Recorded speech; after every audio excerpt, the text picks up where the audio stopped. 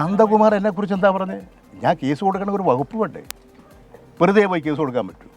ഇന്നലെ ഞാൻ ഈ ചാനലിൽ കണ്ടു, അത് ഏഷ്യാനെറ്റ് കണ്ടു, അതിൻ്റെ അവതാരകൻ ചോദിക്കുന്നുണ്ട്, ഞാൻ എന്തടിസ്ഥാനത്തിൽ അയാൾ പേര് കേസ് കൊടുക്കുക? എനിക്കെതിരായി എന്തൊക്കെ പറഞ്ഞാലല്ലേ ഞാൻ കേസ് കൊടുക്കുക? ഏത് രീതി അയാൾ അത് ഇതെല്ലാം ഞാൻ പറയുന്നത് അതെല്ലാം കഴിഞ്ഞുപോയ ഓരോ കാലഘട്ടത്തിൽ പ്രശ്നമല്ലേ?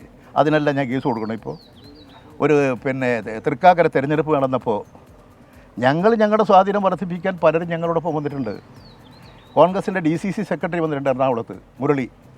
ഇപ്പോൾ അദ്ദേഹം ഞങ്ങളുടെ പാർട്ടിയോടൊപ്പമാണ്. അതുപോലെ പലരും അവിടെ നിന്ന് വന്നിട്ടുണ്ട്. അത് ഞങ്ങളുടെ നയത്തിൻ്റെ ഭാഗമായിട്ട് ജനങ്ങളുടെ പിന്തുണ ഉണ്ടായിട്ടുണ്ട്. ആ പിന്തുണ ഞങ്ങൾ ശക്തിപ്പെടുന്നുണ്ട്. കേന്ദ്ര നേതാവ് ജയരാജനെ കാണാമെന്ന് എന്തിനായിരിക്കും? അദ്ദേഹത്തിൻ്റെ ഉദ്ദേശം എന്തായിരിക്കും? അദ്ദേഹത്തോട് ഞാൻ തന്നെ ചോദിച്ചു എന്താ. അപ്പോൾ അദ്ദേഹം പറഞ്ഞു, ഞാൻ ഇതുവഴി പോകുന്ന അവസരത്തിൽ നിങ്ങളിവിടെ റോഡിൽ ഈ നാഷണൽ ഹൈവേൻ്റെ അടുത്ത് തന്നെ അത് അവിടുന്ന് കയറിയുണ്ട്, അവിടെയാണ് ഫ്ലാറ്റ് മകൻ താമസിക്കുന്നത്. അതുകൊണ്ട് ഇവിടെ നിങ്ങളുടെ അപ്പോൾ ഒന്ന് കണ്ട് പരിചയപ്പെടാം. അതിനു മുമ്പ് ഞാൻ അദ്ദേഹമായി കണ്ടിട്ടുമില്ല, പരിചയപ്പെട്ടില്ല. അതുകൊണ്ട് കണ്ട് പരിചയപ്പെടാം, അതിനു വേണ്ടിയാണ് വന്നത്. ഇത്രയും കാര്യമാണ് അദ്ദേഹം എന്നോട് സംസാരിച്ചത്. ഞാൻ അദ്ദേഹത്തോട് പറഞ്ഞു, എനിക്ക് ഒരു മീറ്റിംഗ് ഉണ്ട്, ഞാനതുകൊണ്ട് ഞാൻ ഇറങ്ങുകയാണ്. കാരണം അതുകൊണ്ട് ഞാൻ ഇറങ്ങുകയാണ്, നിങ്ങളിവിടെ ഇരിക്കൂ. ഞാൻ മകനോട് നിങ്ങളൊരു ചായ കൊടുക്കും അദ്ദേഹത്തിന്. പക്ഷേ പറഞ്ഞൊന്നും വേണ്ട, ഞങ്ങൾ ഇറങ്ങുകയാണ്. ഞാൻ ഇറങ്ങുമ്പോൾ തന്നെ അദ്ദേഹം ഇറങ്ങി. ഒരു ഞാൻ പറഞ്ഞു, രാഷ്ട്രീയ കാര്യങ്ങളൊന്നും സംസാരിക്കാൻ ഞാനിപ്പോൾ ആഗ്രഹിക്കുന്നില്ലല്ലോ എന്നും പറഞ്ഞു. വേറൊരു വർത്താനമില്ല. എന്നെ കാണാൻ വരുന്നവരെല്ലാം പാർട്ടിനെ ആരെല്ലാം വരുന്നുണ്ട്. ഇതെല്ലാം പാർട്ടിനെ ഇന്ന നാളുകൾ കാണാമെന്നൊന്ന് പറയാൻ പറ്റുമോ? ഇത് അദ്ദേഹം ഒരു BJPയുടെ ഒരു ദേശീയ നേതാവാണ്. അദ്ദേഹം എന്നെ കാണണം, പരിചയപ്പെടണമെന്ന് ആഗ്രഹിച്ചു. ഞാൻ അദ്ദേഹം പോകുന്ന വഴിയിൽ റോഡിലെ ഒരു ഫ്ലാറ്റിൽ, എൻ്റെ മകൻ്റെ ഫ്ലാറ്റിലിട്ട് നടന്നു. അവിടെ വന്നു. അദ്ദേഹം പറഞ്ഞാലൊക്കെ ഞാനങ്ങ് മാറും. എന്താ ഈ ഇന്ത്യൻ പ്രധാനമന്ത്രി പറഞ്ഞാൽ ഞാൻ അനങ്ങുന്ന ധരിച്ചേ? അത് സുധാകരനെ നോക്കിക്കൊള്ളാം. അതിനുള്ള ആളല്ല ജയരാജൻ. ഞാൻ ഇപ്പോഴും ധരിക്കുന്ന അങ്ങനെ പ്രത്യേക ലക്ഷ്യമുണ്ടെന്ന് എനിക്ക് തോന്നുന്നില്ല. അദ്ദേഹം ഞാൻ പറഞ്ഞു എന്താ വന്നത്? അല്ല, ഞങ്ങളിവിടെ നിങ്ങളിവിടെ ഉണ്ടെന്ന് അറിഞ്ഞു വന്നതാണ്. അതേപോലെ രാഷ്ട്രീയ കാര്യത്തിൽ. അപ്പോൾ ഞാൻ പറഞ്ഞു, ഞാനത് രാഷ്ട്രീയ കാര്യങ്ങളൊന്നും ഇപ്പോൾ സംസാരിക്കാൻ സമയമില്ല, ഞാൻ പോകുന്നുണ്ട്, എനിക്കൊരു മീറ്റിംഗ് ഉണ്ടെന്ന്. വളരെ താങ്ക്സ് പറഞ്ഞു. എന്നോട് പറഞ്ഞു കാണാൻ കഴിഞ്ഞത് വളരെ സന്തോഷം എന്ന് പറഞ്ഞ് പിരിഞ്ഞു. എന്നോടൊപ്പം തന്നെ ഇറങ്ങി അദ്ദേഹം. ഞാൻ പറഞ്ഞു ജയരാജനോട് രാഷ്ട്രീയ ബോധ്യം കാണില്ല പല കാര്യങ്ങളിലും. പ്രകാശ് ജാവ്ദേക്കർ കുരുക്കുമായി വന്നതാണെന്ന് മനസ്സിലാക്കുന്നു. അങ്ങനെ അല്ല, ഞാൻ അദ്ദേഹം പറഞ്ഞതിൽ വിശ്വസിക്കുകയാണ്. അതുവഴി പോകുമ്പോൾ എന്നെ പരിചയപ്പെടാനും ഞാനൊരു പരിചയപ്പെടാൻ ഒരാൾ വന്നാൽ ഞാനതിന് അത് അവിശ്വസിക്കേണ്ട കാര്യം?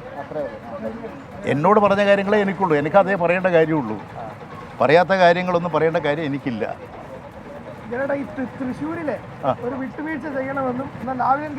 എന്നോട് അങ്ങനെയുള്ള ഒരു കാര്യവും അദ്ദേഹം സംസാരിച്ചിട്ടില്ല.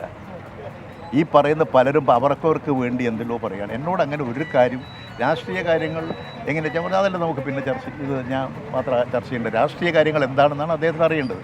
ഞാൻ പറഞ്ഞത് അതിപ്പോൾ എനിക്ക് സമയം ഞാൻ പോവുകയാണ്. അദ്ദേഹത്തിനിപ്പോൾ ഈ നന്ദകുമാറുണ്ട്, രണ്ടുപേരുണ്ട്. ഒന്നുമില്ല, നന്ദകുമാറാണ് ഇദ്ദേഹത്തെയും കൂട്ടി വരുന്നത്. എനിക്കറിഞ്ഞൂടാ. ഞാൻ ഇത് കണ്ടപ്പോൾ തന്നെ അത്ഭുതപ്പെടുകയാണ്. അപ്പോൾ ഞാൻ ഇവരോട് പറഞ്ഞത് ഞാൻ ഇറങ്ങട്ടെ എന്ന് പറഞ്ഞു. അദ്ദേഹവും എന്നോടൊപ്പം നിലനിർത്തി.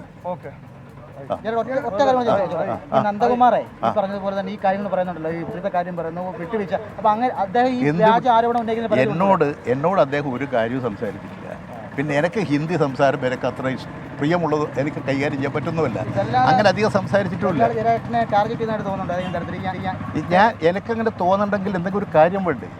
താങ്കൾക്കെതിരെ ഗുരുതരമായ ആരോപണം ഉന്നയിച്ച്, അതായത് ലാവ്ലിൻ കേസുമായി ബന്ധപ്പെട്ട് ഒത്തുതീർപ്പിന് ശ്രമിച്ചു. അങ്ങനെയെങ്കിൽ അത് പറയുന്നവർ പരിശോധിക്കാന്നില്ല. എൻ്റെ അടുത്ത് ആകെ അദ്ദേഹം വന്നു, കണ്ടു, പരിചയപ്പെട്ട് എന്താ വന്നതെന്ന് ചോദിച്ചപ്പോൾ ഇതുവഴി പോകുമ്പോൾ നിങ്ങളെ കണ്ടത് പരിചയപ്പെടാൻ വന്നതാണ്. എങ്ങനെയുണ്ട് രാഷ്ട്രീയം? ഞാൻ പറഞ്ഞു രാഷ്ട്രീയമൊക്കെ പിന്നെ നമുക്ക് ചർച്ച ചെയ്യാം, തീർന്നു. പ്രകാശ് ജാവ്ദേക്കറാണ് ജയരാജ് ഈ പത്മജയൊക്കെ കൊണ്ടുപോയത്. അങ്ങനെ വഴിയെ പോകുന്നൊരു നേതാവായിട്ട് അങ്ങനെ കരുതാൻ പറ്റുമോ? ജാവേദ്കറാണ് ഈ പത്മജ വേണുഗോപാലിനെ. അല്ല, എനിക്കത് ഞാൻ എൻ്റെ കാര്യമല്ലേ എനിക്ക് പറയാൻ പറ്റൂ. ജാവേദ്കറുടെ കാര്യം പറയാൻ ഞാനാരാ? ഞാൻ എൻ്റെ കാര്യം പറയുന്നു. എനിക്ക് പിന്നെ ഒരു കള്ളത്തരം പറയേണ്ട ഒരു കാര്യമില്ല. ഞാനുള്ള കാര്യം സത്യസന്ധമായിട്ട് അങ്ങ് പറയും, തുറന്ന് പറയും. പിന്നെ അവസരവാദികളും സ്വന്തം താല്പര്യക്കാരും കുറേ ആളുകൾ ഇങ്ങനെ നടക്കുന്നുണ്ട്. അവരുടെ കാര്യം അവർ നോക്കിക്കൊള്ളുക, നിങ്ങൾ നോക്കിക്കൊള്ളുക. ശരി, വലിയ തരത്തിലുള്ള ഒരു ഇടതുപക്ഷ അനുകൂലമായ തരംഗമാണ് കേരളത്തിൽ ഉണ്ടായിക്കൊണ്ടിരിക്കുന്നത്. അതിൻ്റെ എല്ലാ ലക്ഷണങ്ങളും ഇപ്പോൾ പോളിംഗ് ബൂത്തുകളിൽ കാണാൻ കഴിയുന്നു. ഇടതുപക്ഷം ചരിത്ര വിജയം നേടും.